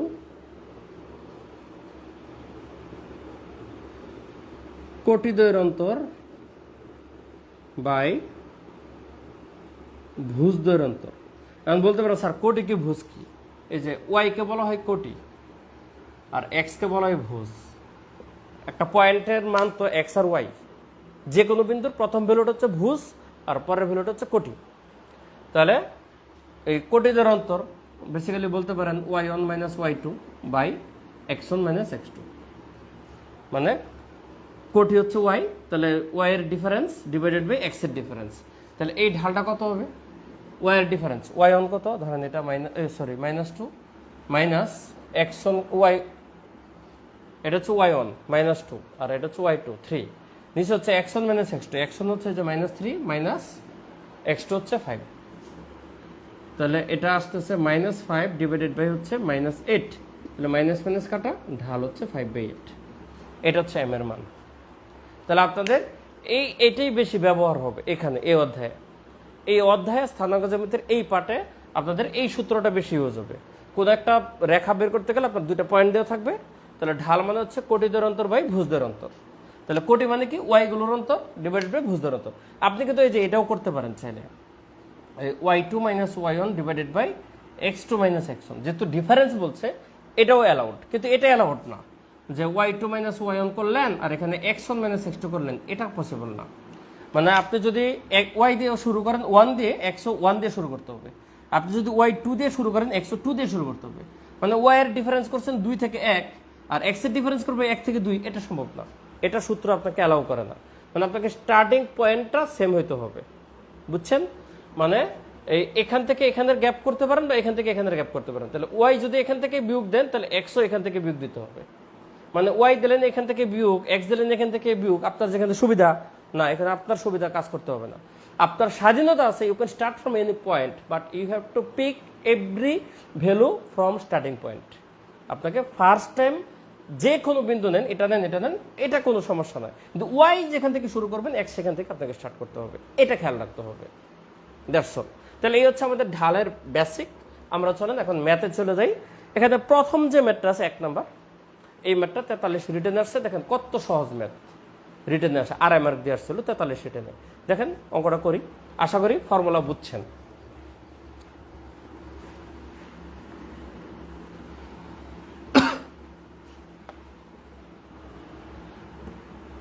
এখানে 4টা পয়েন্ট দেওয়া আছে, আমি 4টা পয়েন্ট একটু লিখি। এ কে 3 কে বইয়ে দেওয়া ছিল টি আর কি, আর এখানে কে ইউজ করছে, B K square 2k, C K minus 2k and D হচ্ছে 1 1। মানে এই সব বিন্দুতে ভেজাল আছে কে, আর লাস্টের বিন্দুটা আপনাকে সলিড দিয়েছে। তো আপনাকে এখানে একটা বলছে এটা হচ্ছে 4টা বিন্দু। এখন এ বি এবং সিডি রেখা তো সমান্তরাল, তাহলে কে এর মান বের করো। এখন একটা কথা আছে, এটা আপনারা দেখেন ব্যাপারটা, সিস্টেমটা ব্যাখ্যাতে পরে আসতেছি। ধরেন আপনি একটা রেখা আঁকলেন এখানে, যেটা একশকের সাথে ধরেন 32 ডিগ্রি কোণ তৈরি করছে। এটার প্যারালাল আরেকটা রেখা আঁকেন, সমান্তরাল আরেকটা রেখা আঁকেন। যদিও আমার ফ্রি হ্যান্ড ড্রয়িং এর সমান্তরাল হয়েছে না, কিন্তু আপনি সমান্তরাল আঁকেন। তাহলে ধরেন বোঝার সুবিধার্থে আমি এই জায়গাটা ধরুন মুছে দিলাম। আপনারা জ্যামিতিতে একান্তর কোণ, অনুরূপ কোণ, দুইটা কোণ শিখছেন। না জানলে আমার বেসিক ডিসকাশন অন জিওমেট্রি ক্লাসটা দেখে নেবেন, বা ইউটিউবে আমার কোণের ক্লাস আছে দেখবেন। আমরা জানি একান্তর কোণ এবং অনুরূপ কোণগুলো সমান থাকে। একান্তর অনুরূপ কোণগুলো কি? বিশেষ করে এখানে অনুরূপ কোণ, যেমন দেখেন যে এই রেখার একই পাশে আছে, এটা যত এটাও কিন্তু তত, মানে এটা 32 হলে এটাও কিন্তু 32 ডিগ্রি হয়েছে, অনুরূপ কোণ। দুইটা রেখা প্যারালাল হইলে ছেদক রেখাটা সমান সমান কোণ তৈরি করে। এই যে এরকম দুইটা রেখা ধরেন প্যারালাল, ছেদক করছেন, তাহলে এই কোণ আর এই কোণ সমান হবে, এদেরকে বলে অনুরূপ কোণ। আর এই কোণের সাথে আপনার উল্টা দিকে যদি কোণ হয়, যেমন এটা, এগুলো হচ্ছে একান্তর কোণ। যেমন এটার একান্তর হচ্ছে এদিকে, উল্টা দিকে, এটা তো এটা বিপরীত কোণ, ঠিক আছে? আপনার এটার একান্তর হচ্ছে যে এটা একান্তর হলে হচ্ছে রেখার দুই পাশে থাকে আর অনুরূপ হলে রেখার এক পাশে থাকে। তাহলে আমাদের এখন অনুরূপ অনুসারে দুইটা সমান। তাহলে দেখেন এটা 32 হলে এটাও 32। এখন আপনি এটার সাথে tan নিলেন, এটার সাথে tan নিলেন, তাহলে এই রেখাটার ঢাল হচ্ছে tan 32, যত আসবে এই রেখাটার ঢাল tan 32 ততই তো আসবে। স্বাভাবিক, যেহেতু দুইটা সমান্তরাল রেখা এক্সের সাথে একই গুণ তৈরি করবে, তাহলে তাদের সাথে tan নিলে একই মান আসবে। আর tan নিলে যে মানটা আসে তারে বলা হয় ঢাল, তার মানে দুইটা রেখার ঢাল সমান হবে। তো এটার একটা থিওরি আছে, ডাইরেক্ট কথা, বুঝেন না বুঝেন, সমান্তরাল সরল রেখা ঢাল সমান হয়। আপনি যদি 100টা সমান্তরাল রেখা আঁকেন সবগুলো ঢাল সেম, কথা বুঝছেন? আপনি যদি 1 কোটি সমান্তরাল রেখা আঁকেন সবগুলো ঢাল সেম, মানে সমান্তরাল রেখা যত হবে সবগুলো ঢাল কি হবে? সেম হবে। ঠিক আছে? অর্থাৎ এটাকে বলা হয় m1 = m2, বুঝছেন? দুইটা রেখা, তো m1 বলতে প্রথম রেখার ঢাল বোঝাইছে, m2 বলতে দ্বিতীয় রেখার ঢাল বোঝাইছে। যখন সমান্তরাল হয় তখন m1 = m2 হয়। আপনাদের ব্যবহারটা এটাই আসলে বেসিক্যালি হয়, কিন্তু সায়েন্সের স্টুডেন্ট হিসেবে আমরা আরেকটা জিনিস পড়ছিলাম, এটা আপনাদের এখন বোঝাবো না, এটা আপনাদের বোঝার দরকারও নেই, জাস্ট একটু জেনে রাখেন। যদি দুইটা রেখা লম্ব হয়, মানে ধরেন একটা রেখা এরকম আর একটা রেখা এরকম, দুইটা রেখা লম্ব হইলে তাদের ঢাল, এটার ঢাল যদি m1 এটার ঢাল যদি m2 হয়, তখন তাদের ঢালদের গুণফল -1 হয়। একটু জেনে রাখবেন জাস্ট। সমান্তরাল হইলে যেহেতু জানছেন, সমান্তরাল আর লম্ব পরস্পর মানে একদেশী শব্দ, মানে একই গোত্রীয় শব্দ।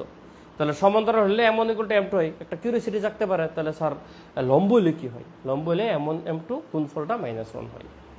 তো এটা একটু জেনে রাখবেন, এ হচ্ছে আমাদের কথা। তাহলে এই কোয়েশ্চেনটা এটাতে আমাদের সমান্তরাল বলছে, তাহলে সমান্তরাল মানে কি? আমরা ঢাল সমান করব। তাহলে কারা কারা সমান্তরাল বলছে একটু দেখি, প্রশ্নটা একটু আবার পড়ি, মুছে নিই।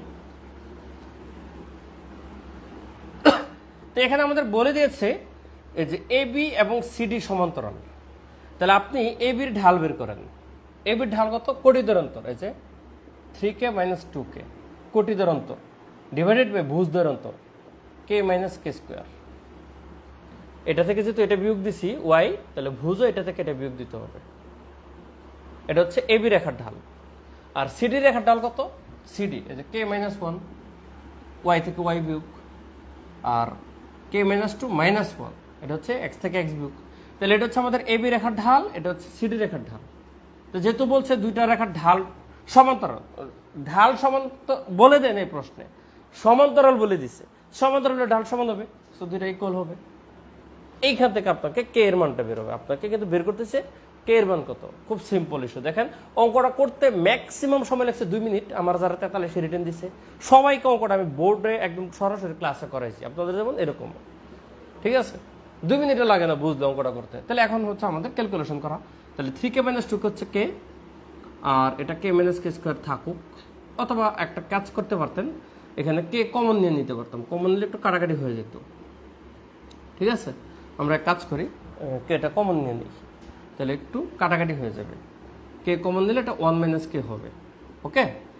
আর এটা k - 1, এটা হচ্ছে k - 3 বিয়োগ করলে তখন এই কে কে কাটা।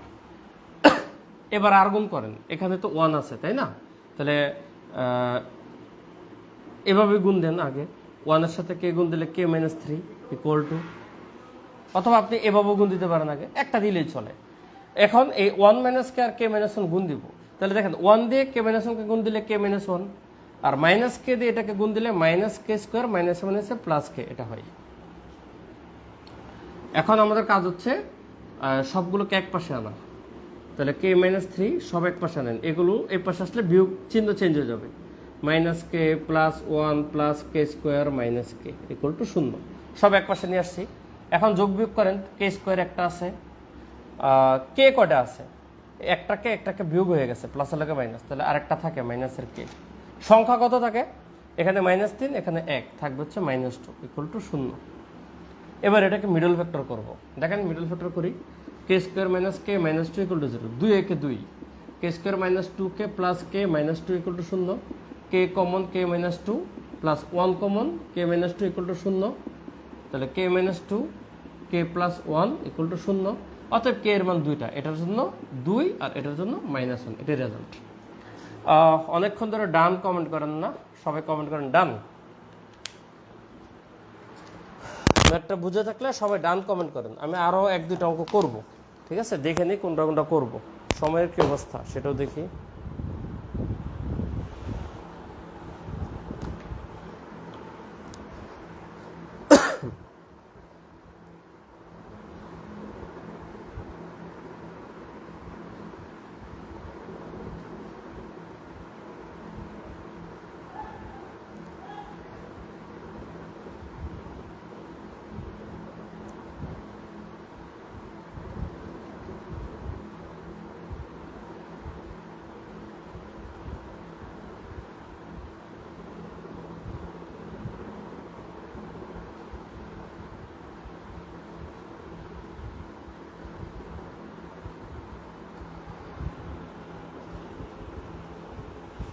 আচ্ছা, এখন আসেন 2 নম্বর অঙ্কটা করি। 2 নম্বর অঙ্কটা তো একটা বেসিক আছে, আমরা একটু 2 নম্বরের পয়েন্টগুলো লিখি।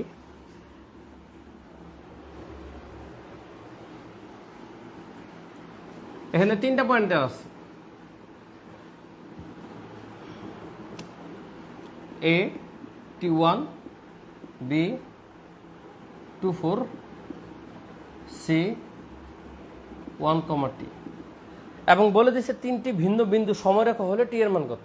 মানে সমরেখা মানে কি, একই রেখায় অবস্থিত, মানে এরকম এই একটা রেখার উপরে এই 3টা পয়েন্ট আছে, এরকম একটা এ, একটা বি, একটা সি।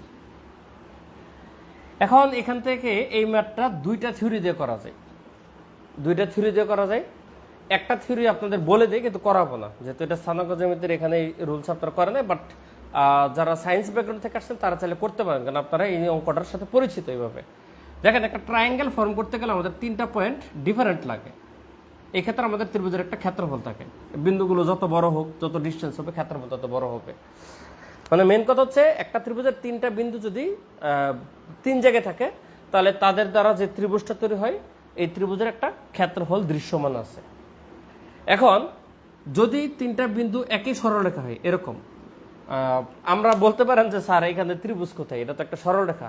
না, এটা একটা সরলরেখা, ভালো কথা, কিন্তু গাণিতিকভাবে যে কোনো 3 বিন্দুর সংযোগ সরলরেখাকে ত্রিভুজ বলা হয়। গাণিতিকভাবে যে কোনো 3 বিন্দুর সংযোগ সরলরেখাকে একটা ত্রিভুজ বলা হয়। তাহলে আপনার এবিসি একটা ত্রিভুজ, কিন্তু আমরা তো ত্রিভুজ দেখতেছি না। আর দেখতেছি না মিনস এখানে ত্রিভুজের কোনো ক্ষেত্রফল নাই, সো এটার ক্ষেত্রফলটা শূন্য। সো 3 বিন্দু যদি একই সরলরেখায় থাকে, তাহলে তাদের দ্বারা যে ত্রিভুজটা তৈরি হয়, সেই ত্রিভুজের ক্ষেত্রফল শূন্য হয়।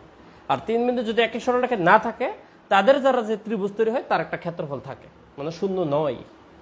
কিন্তু 3 বিন্দু একই সরলরেখায় থাকে, ক্ষেত্রফল শূন্য হয়। তাহলে আপনারা এই 3টা পয়েন্টকে ইউজ করে এদের ত্রিভুজের ক্ষেত্রফলের ভ্যালু বের করে যদি শূন্য ধরেন, টি এরও একটা মান বের হবে, যে সেটা আপনাদের জন্য একটু জটিল হবে। যারা নন সায়েন্স তারা এদিকে যাবোই না। তাহলে তারা কেমনে করবেন, তাদের জন্য এর ছাড়া সহজ একটা ওয়ে আছে, সেটা হচ্ছে ঢাল মেথড। তো চলেন আমরা সেই মেথডটা একটু দেখে আসি। ধরেন এখানে হচ্ছে এক্স অক্ষ, এখানে হচ্ছে ওয়াই অক্ষ। আপনার মনে করেন যে এখানে একটা পয়েন্ট আর এখানে একটা পয়েন্ট ধরলাম। ধরেন এটা সি পয়েন্ট, এটা সি না, এটা বি দিলাম, এটা সি দিলাম। এগুলো দাম মনে করেন আন্দাজে আমি অন্য একটা বিন্দু। দেখেন এরা জয়েন করলে কিন্তু এই রেখাটা হয়েছে, বুঝছেন? এখন আপনি এইখান থেকে কেমনে ঢাল বের করবেন? এখন ঢালের বাই ডেফিনেশন হচ্ছে রুলস, আপনাকে সেটা কম্পেয়ার করতে হবে এক্স অক্ষের সাথে কত ডিগ্রি কোণ তৈরি করে। এই জন্য এই রেখাটাকে একটু পিছনে বাড়ায়, মানে এই স্কেল দিয়েই একটু পিছনে বাড়ায় দেখতে হবে সে এখানে কত ডিগ্রি কোণ তৈরি করে। ধরেন এখানে সে 42 ডিগ্রি কোণ তৈরি করে, হোয়াট এভার ধরছি, ঠিক আছে? তাহলে এই রেখাটার ঢাল হচ্ছে tan 42, বুঝছেন? এখন মনে করেন যে আপনি এই রেখার উপরে এখানে আরেকটা পয়েন্ট নিলেন, এই পয়েন্টের নাম হচ্ছে এ। এবার আপনার মনে করেন যে এবি রেখা, যে এটার ঢাল আপনি বের করবেন। এখন এটার ঢালও তো আপনি এখান থেকে বের করতে পারবেন না, তাহলে যথারীতি আপনি রেখাটাকে পিছনের দিকে বাড়াইলে তো সেও তো কি 42 ডিগ্রি কোণ তৈরি করবে। তাহলে ওর ঢালও তো কি tan 42, আর ওর ঢালও কি tan 42। তাহলে এ থেকে আমরা আরেকটা থিওরি শিখলাম, যদি কোনো রেখার উপর অনেকগুলো বিন্দু থাকে, যেমন ধরেন এই রেখার উপর আপনি অনেকগুলো বিন্দু নেন, A B C D E, তাহলে এখানে কতগুলো রেখা আছে? আপনি পারমুটেশন কম্বিনেশন করালে অনেকগুলো রেখা বলতে পারবেন। যেমন এবি একটা রেখা, বিসি একটা রেখা, সিডি একটা রেখা, ডি একটা রেখা। আবার ধরেন এসি একটা রেখা, এডি একটা রেখা, এই একটি রেখা, বিডি রেখা, বিই রেখা, সিই রেখা, অনেক রেখা আছে। কিন্তু যত রেখাই আপনি এখানে ইমাজিন করেন না কেন, ঠিক আছে, যত রেখাই এখানে ইমাজিন করেন না কেন, সবগুলো রেখা ঢাল সেম হবে। কারণ সবগুলো রেখাই আলটিমেটলি গিয়ে একশকের সাথে সেম কোণ তৈরি করবে। তার মানে একটা সমরেখা থেকে খণ্ডাংশ যে রেখাগুলো পাওয়া যায় সবগুলো ঢাল কি সেম। এই লজিক অনুসারে আমাদের তো এখানে বিন্দু এতগুলো নাই, আমাদের বিন্দু আছে কি বলছে একটা রেখার উপরে কয়টা বিন্দু, 3টা। তাহলে এ বি সি বলছে তারা একই রেখায় অবস্থিত। তাহলে আপনার এবি রেখার যা ঢাল আপনার বিসি রেখাটাই ঢাল। তাহলে এবির ঢাল সমান হচ্ছে বিসির ঢাল। এখন আপনি ঢাল কেমনে বের করবেন? ঢাল বের করতে আপনাকে শিখেছি ভাই। এবির ঢাল কত বলেন তো? ধরেন এবির ঢাল কত? কোটিদের অন্তর 1 - 4 ডিভাইডেড বাই ভুজদের অন্তর t-2। এটা হচ্ছে এবির ঢাল, অর্থাৎ -3/t-2। ওকে, তারপর হচ্ছে আমরা বিসির ঢাল বের করবো। বিসি কত? 4 - t কোটিদের অন্তর বাই ভুজদের অন্তর কত? 2 - 1। তাহলে 2 - 1 তো বাদ, তাহলে 4 - t এটাই ঢাল। তাহলে অ্যাকর্ডিং টু লজিক যেহেতু সমরেখা হলে ঢাল সমান হবে, তাহলে এবির ঢাল ইকুয়াল টু বিসির ঢাল। তাহলে এটা সমান হচ্ছে এটা। তাহলে -3t-2 ইকুয়াল টু 4 - t। এখন আপনার কাজ হচ্ছে আর্গুন করা। তাহলে এভাবে আর্গুন করলে -3 আসে, ইকুয়াল টু টি দিয়ে গুণ দেন 4t মাইনাস হচ্ছে t², আর -2 দিয়ে গুণ দেন, তাহলে -8 -7 প্লাস 2t হবে। সব এক পাশে আনেন, t²। আচ্ছা এক কাজ করি, এটা তো t² হয়েছে, আর 2t আর 4t হয়ে যাবে 60, এ পাশে আসলে হবে -60, আর -8 এ পাশে হয়ে যাবে ধরেন +8। তাহলে 8 থেকে 3 গেলে কত? এটা 5 হয়, ইকুয়াল টু 0। ঠিক আছে, তাহলে এটাকে আপনারা মিডল ফ্যাক্টর করবেন, আশা করি সবাই পারবেন। দুইটা মান আসবে, একটা 1 একটা 5। এখন আমরা এতক্ষণ দেখতেছি যতগুলো মান আসে সবগুলোই অ্যান্সার হয়, কিন্তু এখানে দুইটা অ্যান্সার না। এখানে আমাদের শুধু 5 উত্তর, 1 উত্তর না। অর্থাৎ answer t = 5, t = not 1। Why this kolaveri di? এ স্যার আবার কিতা কইলেন? এতক্ষণ ধরে যতক্ষণ মান বের করতেছেন যা আসতেছে তাই উত্তর দিতেছি, কিন্তু এখন আবার খেললে একেবারে বাদ দিবেন। There is a logic. কেন দেখেন, আপনি যদি টি এর মান 1 বসান, দেখেন এখানে টি তো আননোন। দেখেন আপনি যখন t1 বসাবেন, দেখেন t1 বসালে এই পয়েন্টটাও হবে 1 1, এই পয়েন্টটাও হবে 1 1, আর একটা তো হচ্ছে 2 4। তাহলে এই দুইটা পয়েন্ট সেম হয়ে গেল না? তাহলে আপনার অঙ্কের তো লজিক হচ্ছে 3টা বিন্দু হইতে হবে। তাহলে আপনার তো বিন্দু হয়ে গেছে 2টা। তো 2 বিন্দু দিয়ে তো আর আপনার অঙ্কের কনসেপ্টটা হচ্ছে না, আপনার তো 3টা পয়েন্ট লাগবে। তো t = 1 বসালে পয়েন্ট দুটো সেম হয়ে যায়, দ্যাটস ওয়াই 1 ভ্যালুটা নেওয়া যাবে না। এই জন্য আমাদের টি এর ভ্যালুটা 5 নিতে হবে। 5 নিলে এই সমস্যাটা হয় না। দেখেন এই যে টি এর মান 5 এখানে বসাইলাম, টি এর মান 5 এখানে বসাইলাম, তাহলে দেখেন 5 1 2 4 1 5 তিনটা ডিফারেন্ট পয়েন্ট হয়, আমাদের অঙ্ক লজিক্যাল হয়। দ্যাটস ওয়াই আমাদের টি = 1 গ্রহণযোগ্য নয়। বইয়ে ব্যাখ্যা করা আছে। ওভারঅল যদি বুঝে থাকেন লিখবেন, এবার কমেন্ট করবেন বুঝছি। ঠিক আছে, সবাই কমেন্ট করেন বুঝছি। আমি দেখি আপনাদের পরে কি করানো যায়। 3 4 পারবেন, এরপরে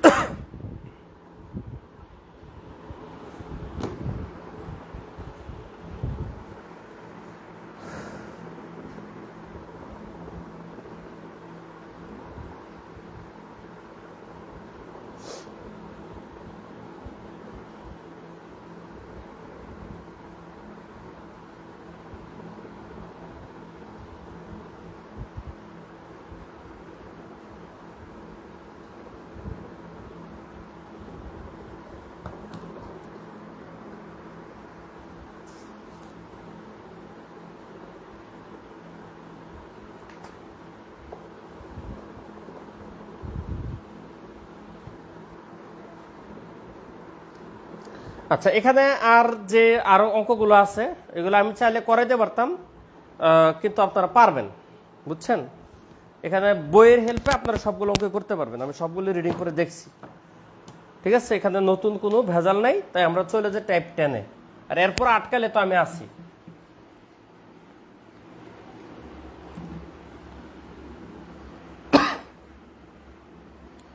টাইপ 10 এটা হচ্ছে ঢাল এবং নির্দিষ্ট বিন্দুগামী রেখার সমীকরণ। মানে আমাদের সরল রেখার সমীকরণে একটা রূপ আছে যে এরকম ax + by + c = 0। সরল রেখার সমীকরণের অনেকগুলো রূপ আছে, বুঝছেন? এটাকে হচ্ছে আপনার সাধারণ সমীকরণের রূপ আর কি। আপনার একটা এক্স থাকে, একটা ওয়াই থাকে, একটা সি থাকে। ধরেন এরকম 3x + 5y + 7 = 0, এটা একটা সরল রেখা, অর্থাৎ এক্স ওয়াই গুলো প্লাস আকারে থাকে। এবার প্রিলিতে কিন্তু আপনাদের এই লজিকের কোশ্চেন আসছে। এমন হতে পারে ওয়াই না থাকতে পারে, ধরেন 3x + 7 = 0, এটা সমীকরণ হতে পারে, মানে শুধু এক্স, অথবা শুধু ওয়াই আছে, এটাও হতে পারে। কিন্তু এরকম হবে না আর কি, xy + 5 = 0, এরকম হবে না। মানে সরল রেখে এক্স ওয়াই একসাথে থাকবে না, বুঝছেন? মানে এক্স এবং ওয়াই দুইটার যে কোনো একটা থাকতে পারে, বা যদি দুইটা থাকে তাহলে আলাদা আলাদা থাকবে, এরকম ভাবে থাকবে। প্লাস মাইনাস হতে পারে, মাইনাস হতে পারে, মাইনাস হতে পারে, প্লাস মাইনাস এক না।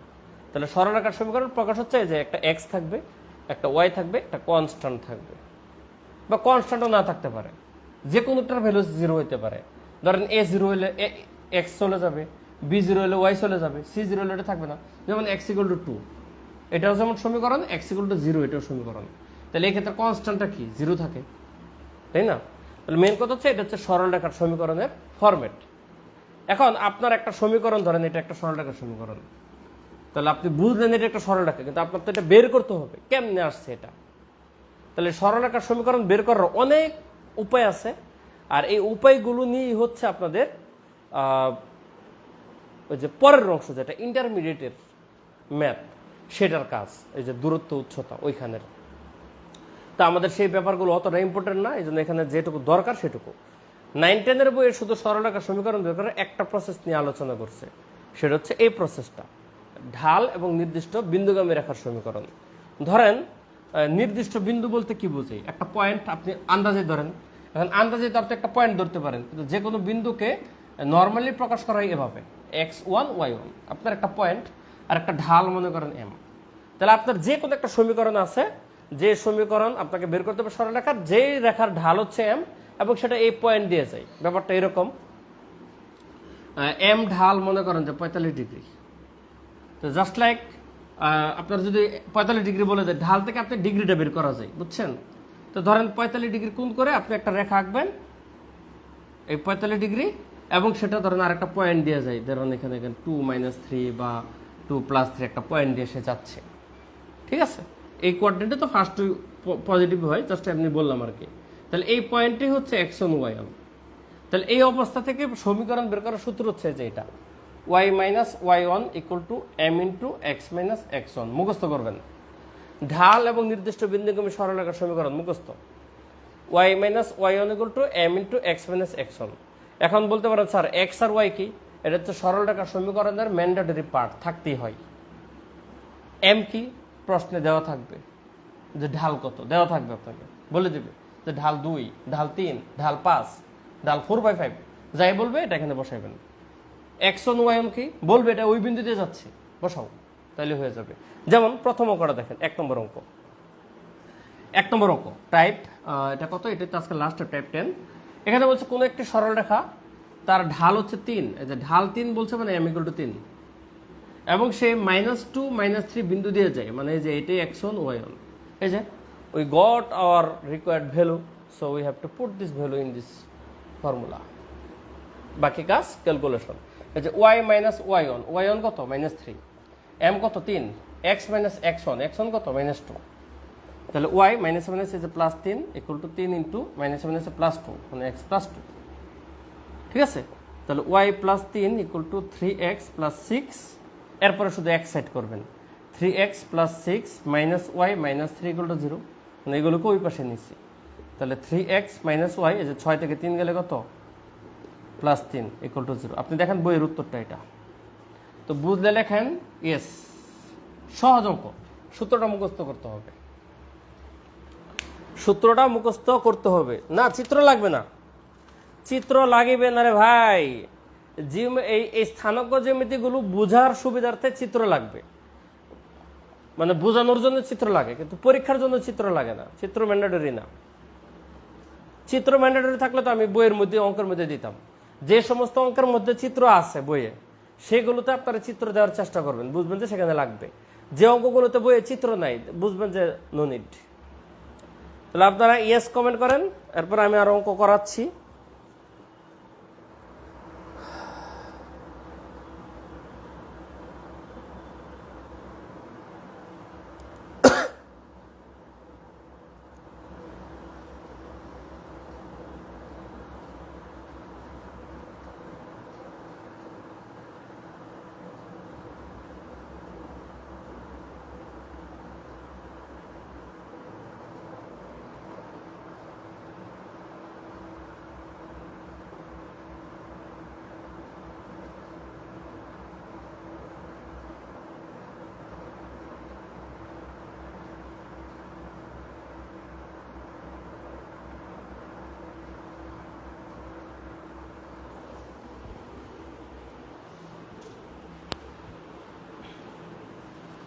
ওকে, লাস্ট অঙ্ক দেখেন আজকের 3 নাম্বার।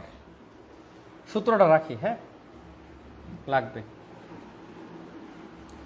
তো 3 নম্বর প্রশ্ন বলেছে একটা পয়েন্ট কে স্কোয়ার 2k, এই বিন্দুগামী, যেহেতু এই বিন্দুগামী মানে এটা x1 y1, যে বিন্দু দিয়ে যাবে ওইটাই হচ্ছে x1 y1, এবং 1/k ঢাল বিশিষ্ট, 1/k মানে এটা হচ্ছে m এর মান। তাহলে এই ঢাল বিশিষ্ট রেখার সমীকরণ বের করতে বলছে। তাহলে বসান, ঠিক আছে। রূপটা একটু এলোপ্যাথারি টাইপের রূপ আসবে, তবে ভয়ের কিচ্ছু নাই, ওইটাই আপনার অ্যান্সার হবে। তাহলে y মাইনাস y1 কত 2k, ওই যে y1, m কত 1/k, x মাইনাস x1 কত k স্কোয়ার, এটাই অ্যান্সার। শেষ। এটা হচ্ছে প্রথম অংশ আর কি, সমীকরণটা বের করতে বলছে। আপনি চাইলে আরো এটাকে প্রসেস করতে পারেন, বুঝছেন, প্রসেস করলে করা যায়। তো অযথা আমাদের এত বিৎখুটে দেখি পুরো কোশ্চেনটা পড়ি, বিৎখুটে পরিস্থিতিতে যাওয়ার দরকার নেই, এভাবে রাখতে পারেন। এখন বলছে যদি রেখাটি -2 1 বিন্দু দ্বারা বিন্দু দিয়ে অতিক্রম করে তবে কে এর সম্ভাব্য মান বের করুন। দেখেন এই রেখাটা আবার বলছে -2 1 আরেকটা বিন্দু দিয়ে যাই, তাহলে আমাদের রেখার সমীকরণ।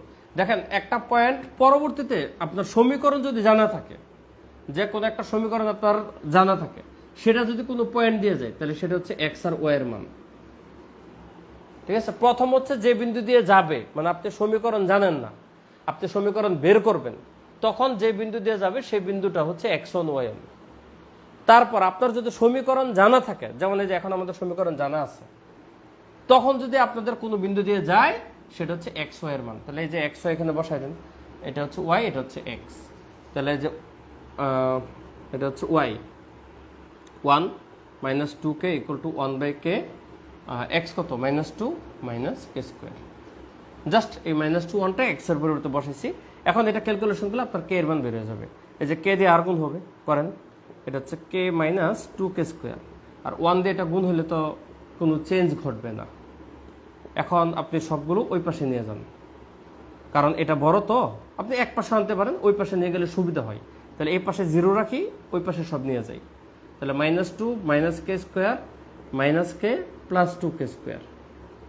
তাহলে এটা যোগ বিয়োগ করি, এই 2k স্কোয়ার থেকে k স্কোয়ার গেলে কত k square minus k -2 equal to 0 থাকে। এই যে 0 ইকুয়াল টু এটা যে কথা, এটা ইকুয়াল টু 0 এক কথা না। এখন এটাকে মিডল ফ্যাক্টর করব। মিডল ফ্যাক্টর করলে আমরা জানি কত আসবে, k square minus 2k plus k -2 equal to 0। এখান থেকে আপনার k এর দুইটা মান আসবে, একটা হচ্ছে 2 আসবে, একটা -1 আসবে, ঠিক আছে। এই দুইটাই হচ্ছে আপনার অ্যান্সার, একটা 2 একটা -1। তাহলে দেখেন প্রথম কথা হচ্ছে আমাদের সূত্র যেটা ঢাল এবং বিন্দু দেওয়া থাকলে, তাহলে আমাদের ঢাল বলছে 1/k, বিন্দু বলছে এটা, তাহলে এটা বসে আমাদের যে সমীকরণ ফরম্যাট দাঁড়ালো, এখানে আমরা অ্যান্সার টার্মিনেট করব। বইয়ে যদি আমি একটু সামনে আগাইছি, আপনি না আগাইলেও চলবে, কারণ এটা কখনোই আপনার বদ্ররূপ দাঁড়াবে না। যাই রাখেন কে এটে থাকবে, সো এখানে রেখে দেন। রাখার পরে আপনার যেহেতু বলছে এটা যে বিন্দু দিয়ে যাবে, সেটার হচ্ছে ফার্স্ট ভ্যালুটা x, পরের ভ্যালুটা y নিয়ে এখানে বসাইছি। বসাইলে ক্যালকুলেশন করে করে আমাদের কে এর মানটা আসছে কাঙ্ক্ষিত ভ্যালু 2 - 1। তো যদি বুঝে থাকেন আপনারা কমেন্ট করবেন অল ক্লিয়ার। আমাদের নেক্সট দিন ক্লাসটা শেষ হবে, মানে আর 3টা টাইপ বাকি আছে, 11 12 13। যদিও 13 নম্বর টাইপে তেমন কিছু পড়ানোর নাই, কারণ 13 নম্বর টাইপের নাম হচ্ছে সৃজনশীল টাইপ। আমরা আগামী দিন মূলত টাইপ 11 12 দুইটা টাইপ করব। আর সৃজনশীল টাইপ মানে হচ্ছে ক খ গ দিয়ে শুধু অঙ্ক হয়, কিন্তু কনসেপ্ট সব আগে যা পড়বো তারই। যদিও সেখান থেকে আমি একদিন অঙ্ক প্র্যাকটিস করব সেদিন, কিন্তু 13 নম্বর টাইপে কোনো নতুন কনসেপ্ট নাই। সো শিখবো হচ্ছে 11 12, আর 13 নম্বর টাইপে শুধু প্র্যাকটিস করব সৃজনশীল কোশ্চেন 1-2টা। তাহলে আজকে এটুকুই। বৃহস্পতিবার, আজকে তো মঙ্গলবার, হ্যাঁ বৃহস্পতিবার এটা ইনশাল্লাহ শেষ হবে, তখন আমি আপনাদের ওই পার্টের 2টা ক্লাস আপলোড দিয়ে দেবো। ভালো থাকবেন। ও আচ্ছা, আপনাদের আমি পোস্ট করে দেবো, যেহেতু বৃহস্পতিবারে আমি আপনাদের অনেকে তো বিজ্ঞানও ক্লাস করেন, ম্যাথও করেন, বৃহস্পতিবার বিজ্ঞান পরীক্ষাটা দিচ্ছি, তাহলে আপনাদের হয়তো বা আগামী শনিবারে আমি পোস্ট করে দেবো। আগামী শনিবার আপনাদের বিন্যাস সমাস এবং সম্ভবত পরীক্ষা হবে, আমি পোস্ট করে দেবো, ঠিক আছে। আল্লাহ হাফিজ।